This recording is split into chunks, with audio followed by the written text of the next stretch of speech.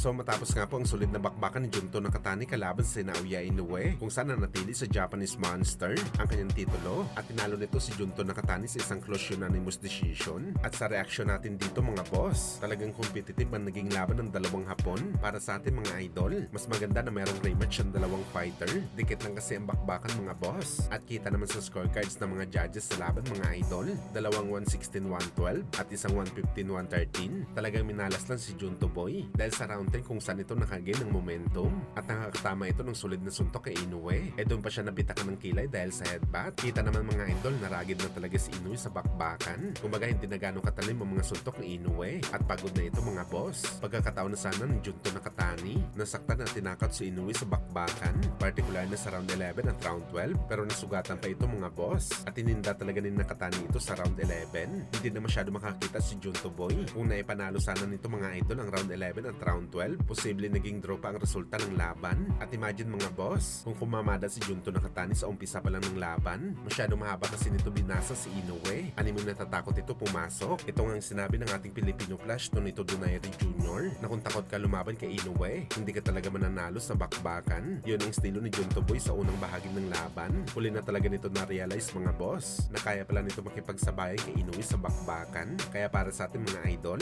deserve talaga ni Junto Nakatani ang rematch. Samantala, General Casimero nag-react naman sa laban ni Naoya Inoue. Una mga idol, sinabi ni Alas na walang lame o walang kwenta daw ang laban ni Inoue at Junto Nakatani. Walang bagsakan at knockout. Kaya para kay Casimero mga boss, hindi daw talaga ito papalakpak kay Inoue. Hindi talaga bilib si Casimero sa tinaguriang monster ng Japan. Nauna na sinabi ni Alas mga idol na siya lang daw talaga makakatalo kay Inoue sa bakbakan. Siya lang daw merong lakas na pwede magpataob sa Hapon. Well, sana maikasan ang laban ni Casimero at Inoue para malaman natin mga boss kung talagang angas lang ba ang sinasabi ni Alas o talagang tunay ito mga idol na siya lamang ang nag-iisang fighter na pwede makatalo kay Inoue sa bakbakan.